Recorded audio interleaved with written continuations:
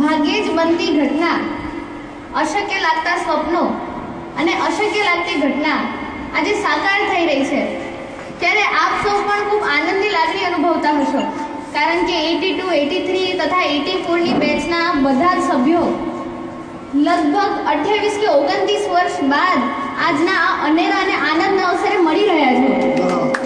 ત્યારે મારી માટે પણ ખૂબ આનંદની વાત છે કે હું મારા પિતાશ્રીના લગભગ મોટા ભાગના બધા જ ક્લાસમેટ્સને મળી શકી, હું એમને જોઈ શકી। હું આનંદથી ભાવ વિભોર થઈ ગઈ છું। હું શ્રેયા રાજેશભાઈ જોશી આજના આ આનંદના અવસરે આપ સૌને એક દીકરી થઈને દીકરી વિશે કંઈ કહેવા માંગુ છું।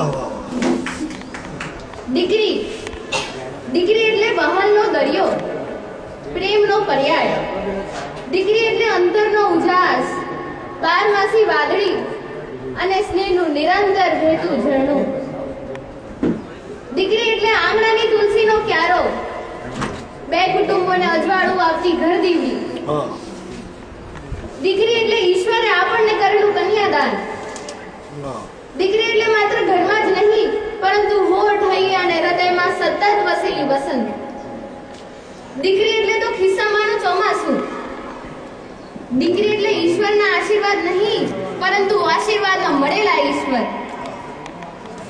વહાલનો દરિયો છે દીકરી, દિલતણો ટુકડો છે દીકરી, કાળજાની કોર છે દીકરી, જિંદગીની જ્યોત છે દીકરી, ધરતીની મહેક છે દીકરી, મોંઘી મોલી ભેટ છે દીકરી, લાગણીનું ગીત છે દીકરી, દેવની દીધેલ ભેટ છે દીકરી, આંખની કીકી છે દીકરી, સ્નેહ સરવાણી છે દીકરી, માની મમતા રૂપ છે દીકરી, પિતાની દોસ્ત છે દીકરી, શક્તિનો અવતાર છે દીકરી, લક્ષ્મીનો લલકાર છે દીકરી, પ્રેમનો ભંડાર છે દીકરી, પુષ્પોની સુવાસ છે દીકરી।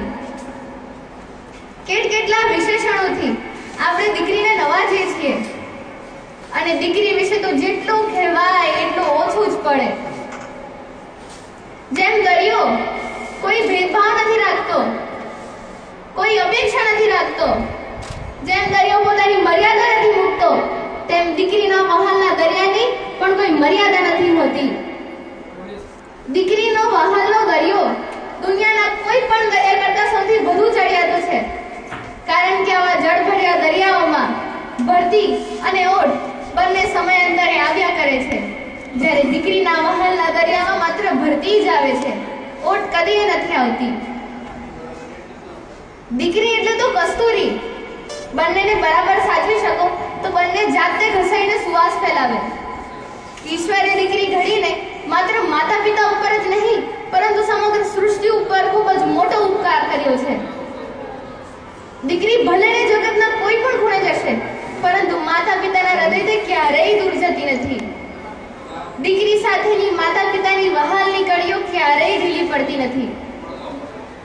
દીકરીના હૃદયમાં તો પોતાના માતા પિતા પ્રત્યે પ્રેમ પ્રારંભથી લઈને અંત સુધી એક સરખો જ વહે છે। અરે દીકરી તો માતા પિતાનો શ્વાસ છે, જેને લીધા વગર ચાલતું નથી અને સમય આવી છોડ્યા વગર પણ ચાલતું નથી। આપણા તત્વચિંતકોએ તો દીકરીને પિતાનું હૈયું કહ્યું છે, કળેજાનો ટુકડો કહ્યો છે, અને એટલા માટે જ્યારે દીકરી વિદાય લઈને સાસરે જાય છે, ત્યારે માતા પિતાની આંખોમાંથી અશ્રુઓનું ઝરણું વહેવા લાગે છે। દીકરો વારસ છે તો દીકરી પારસ છે, દીકરો વંશ છે તો દીકરી અંશ છે, દીકરો આન છે તો દીકરી શાન છે, દીકરો માન છે તો દીકરી સ્વમાન છે, દીકરો તન છે તો દીકરી મન છે, દીકરો સંસ્કાર છે તો દીકરી સંસ્કૃતિ છે, દીકરો ફૂલ છે તો દીકરી ફોરમ છે, દીકરો દવા છે તો દીકરી દુઆ છે, દીકરો ગીત છે તો દીકરી સંગીત છે, દીકરો શબ્દ છે તો દીકરી અર્થ છે, દીકરો એક પરિવારનો તારો છે તો દીકરી બે પરિવારનો સિતારો છે, દીકરો અહમ એકના નામ કરેલા રોશન છે તો દીકરી સ્વાર્પણની ભૂતિમય નમ્રતાની ઓગળી જવાની તૈયારી છે। આપણી ભારતીય સંસ્કૃતિમાં સમર્પણ છે, ત્યાગ છે, અને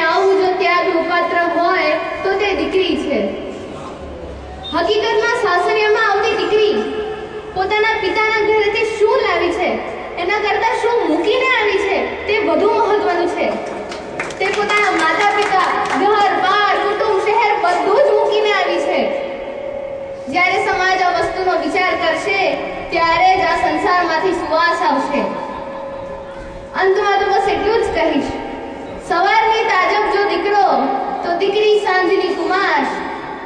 સવારની તાજબ જો દીકરો તો દીકરી સાંજની કુમાશ. દિવસ રાતના બંને છેડા, બંનેનો સરખો સમાસ.